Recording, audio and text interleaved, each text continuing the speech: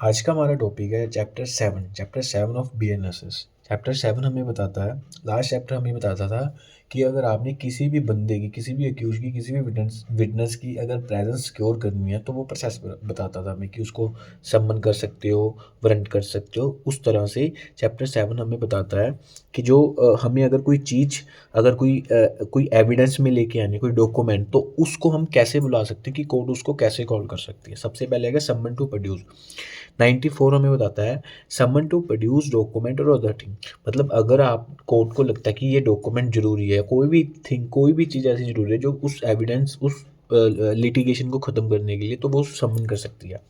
Subsection 1, whenever any court or officer in charge of police station. ये court में भी, court के पास भी पावर है, officer in charge of police station, जो पुलिस स्टेशन का इंचार्ज है वो, consider that the production of any document, कोई भी document,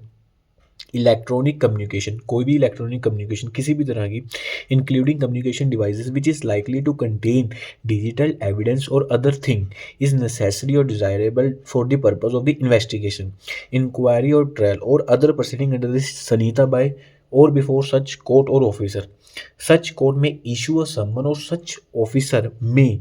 by written order, either in physical form or in electronic form, require the person in whose possession or power such document or thing is believed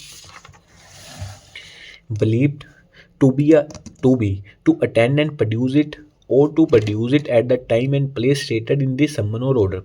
सबसे पहले हमें ये 94 हमें ये बताता है सबसेक्शन कि कोई भी पुलिस ऑफिसर, कोई भी कोर्ट, अगर उसको लगता है किसी भी प्रोसीडिंग के लिए, किसी भी ट्रायल के लिए, इंक्वायरी के लिए वो प्रोडक्शन ऑफ डॉक्यूमेंट जरूरी है, जो कोर्ट होगी उसको समन कर सकती है, और जो पुलिस ऑफिसर इंचार्ज होगा उसको अपने ऑर्डर कर सकता है कि किसी के अगर पोजेशन में है, उस बंदे को कहेगा कि आप इस चीज़ को लेके आओ, इस टाइम लेके आओ, इस प्लेस पे लेके आओ। ये दोनों को, कोर्ट को और पुलिस ऑफिसर को पावर देता है 91। आगे आगे सबसेक्शन 2 कहता है any person required under this section merely to produce a document or other thing shall be deemed to have been complied with the requisition if he cause such document or thing to be produced instead of attending personally to produce the same. मतलब ये वही चीज़ कहता है कि अगर सिर्फ उसी चीज़ के लिए बुलाया कि आपको ये प्रोड्यूस करना पड़ेगा, तो ये ऐसे कहता है कि उसको उसी तरह से मतलब प्रोड्यूस करना है जैसे जैसे उस बंदे की प्रेजेंस सिक्योर करनी हो। ठीक है,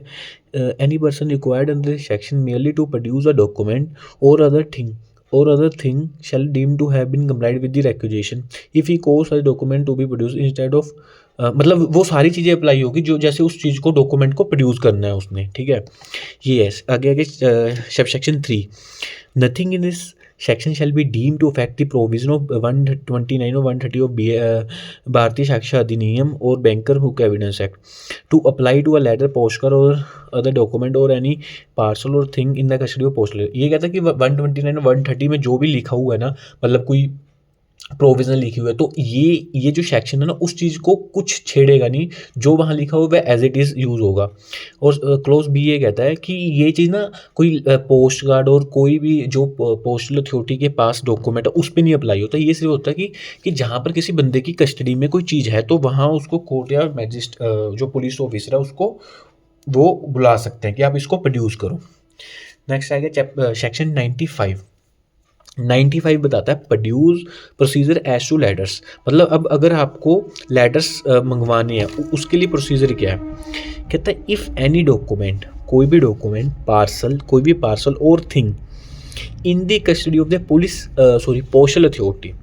अगर आपको ऐसा कुछ डॉक्यूमेंट कॉल करना है और वो जो डॉक्यूमेंट है, कोई भी थिंग है, वो पोस्टल अथॉरिटी के पोजेशन में है, उस केस में क्या होगा। Is in the opinion of district magistrate, यहाँ पर कोर्ट GMIC नहीं है, मतलब यहाँ पर स्पेसिफिकली कहा गया district magistrate, CJM, chief judicial magistrate, chief judicial magistrate, court of session और हाई कोर्ट। इनमें से डिस्ट्रिक्ट मैजिस्ट्रेट हो गया, CJM हो गया, हाई कोर्ट हो गया या सेशन कोर्ट होगी। Wanted for the purpose of any investigation, ये इनमें से कोई भी अगर ये डॉक्यूमेंट चाह रहा है,